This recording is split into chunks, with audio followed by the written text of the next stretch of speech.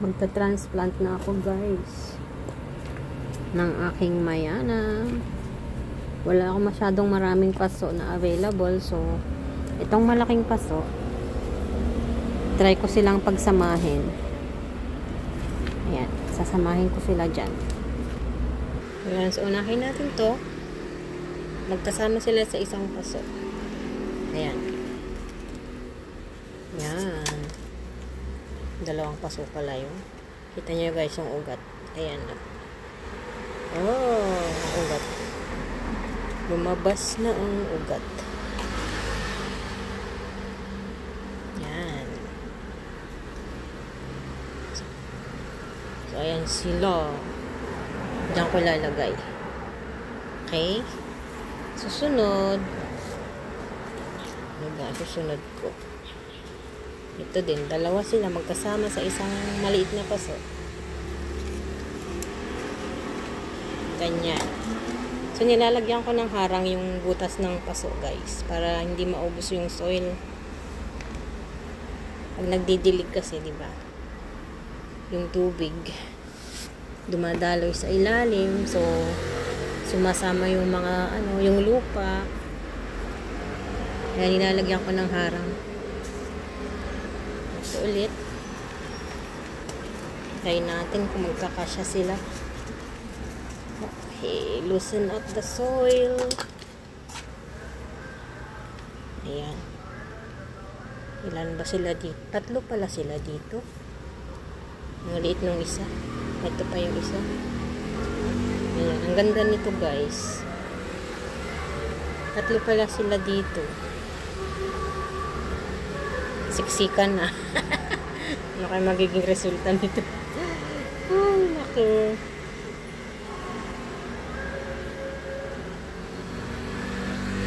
Ito din, dalawa sila dito. Yung isang maliit. Ayan siya. Ganda nito, may kulay puti.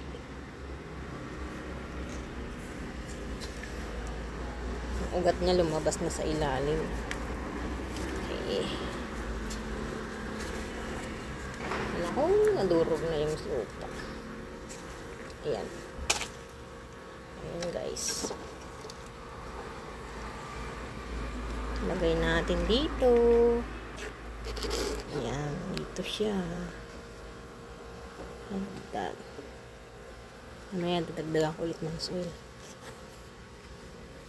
Medyo nalanta na kasi hindi ko nadiligan kahapon. Saka ng isang araw. Next. Saan ka na ba? Usod ka. Lalagay ko ba?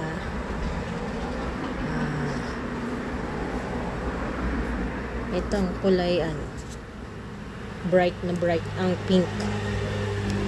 Ano bang kulay nito?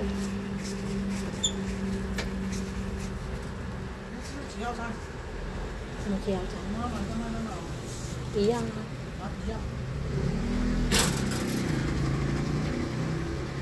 Si Habi sumilip. Ayan, ganyan na lang guys. Meron pang sobra dun. So, ibang paso ko na lang siya ilalagay. Ayan, marami pa oh. Marami pa. Ganda kasi ng mayana. So, dagdagan ko ng lupa. Ano ko ba ito dadagdagan ng lupa? Dagdagan ng lupa. Ayan.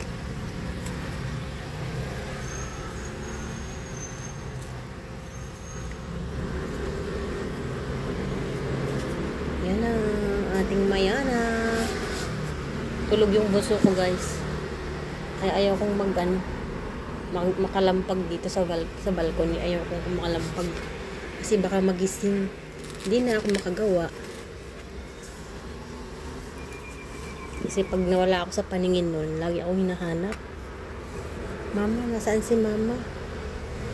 Nasaan si mama? Kahit sa CR, sinusundan ako eh. Bunso ko. Nasaan si mama? Nasaan si mama? Kahit jumejebs ako, nandun siya sa banyo. Nakabantay. Ganun ba pag bunso?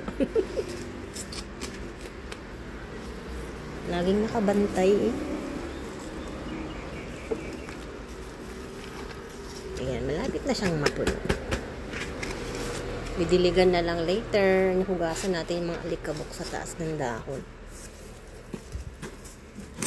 By the way guys, itong lupang gamit ko, ano to? Kalahati ay compost. Kalahati ay used na soil.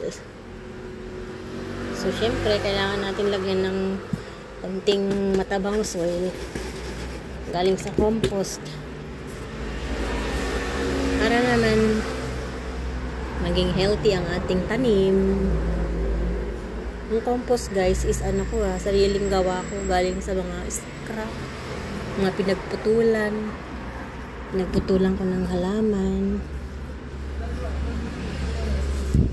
Matagal na silang nakalagay sa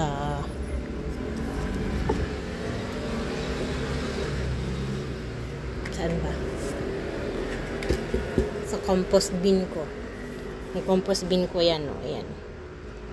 Ayan, compost bin. Compost pa rin ang laman niya.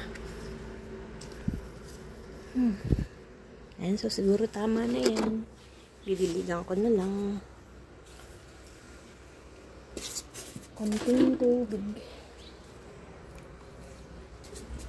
Mahina lang yung tubig para hindi mabigla. Ayan. Linisin natin yung taas ng dahon kasi yung daming alikabok. Malupa. Bukas, check natin siya kung ano na ang itsura niya. Kailangan nila maraming tubig ngayon kasi kaka-replant lang natin. Ayan, ang ating mayana. Thank you guys. Guys, kita nyo itong panda plant ko na. Namumulaklak na siya guys. Parang dahon siya pero ano siya, bulaklak na yan. Ganyan lang siya.